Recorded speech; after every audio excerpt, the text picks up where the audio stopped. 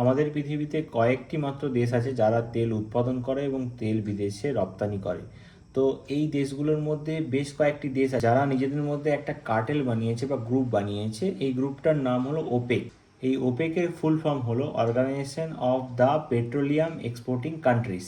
এই OPEC form করা হয়েছিল 1960 সালে। সেই সময় টোটাল 12টি দেশ, যার মধ্যে ইউএই, সৌদি আরব, ইরান, এই সমস্ত দেশগুলো ও আছে। তো টোটাল 12টি দেশ মিলিয়ে এই ওপেক ফর্ম করেছে। এই ওপেক তৈরি করার পেছনে মূল উদ্দেশ্য এই দেশগুলির ছিল এটাই যে ওপেক কি ডিসিশন নেবে বা ওপেক কি ঠিক করবে কত পরিমাণ তেল উৎপাদন হবে এবং কত পরিমাণ তেল কোন দেশে যাবে এবং সেই দেশের সেই তেলের দাম নির্ধারণ কত হবে, মানে প্রতি ব্যারেল বা প্রতি লিটার তেলের দাম কত হবে গ্লোবাল মার্কেটে, এই ওপেক ডিসিশন নেবে। তো এই জন্য ওপেকের গুরুত্ব অপরিসীম আমাদের গ্লোবাল মার্কেটে বা গ্লোবাল অয়েল প্রোডাকশনে। আর দেখা যাচ্ছে যে গ্লোবাল অয়েল প্রোডাকশনের প্রায় 50% কিন্তু এই ওপেক কান্ট্রি নিয়ন্ত্রণ করে।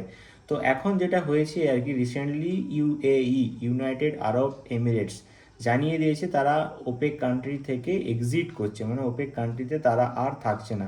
তাদের মনে হচ্ছে যে তারা তাদের যেটা প্রয়োজন বা তারা যেটা চাইছে সেটা আর ওপেক কান্ট্রি থেকে পাচ্ছে না, এর ফলে তারা ওপেক কান্ট্রি থেকে এক্সিট করছে। তো এটা অবশ্যই একটা আগামী দিনে বড় শক হতে চলেছে ওপেক কান্ট্রির মধ্যে।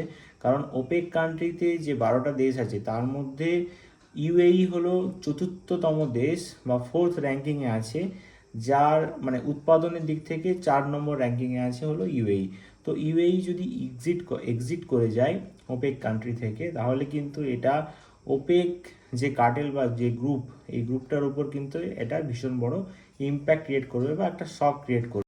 অসংখ্য ধন্যবাদ ভিডিওটি শেষ পর্যন্ত দেখার জন্য। যদি ভিডিওটি ভালো লাগে তাহলে বন্ধুদের সাথে শেয়ার করুন এবং অবশ্যই চ্যানেলটি সাবস্ক্রাইব করুন, যেটা আমাদেরকে মোটিভেট করবে এই ধরনের আরও ভিডিও আপলোড করার জন্য। Thank you very much.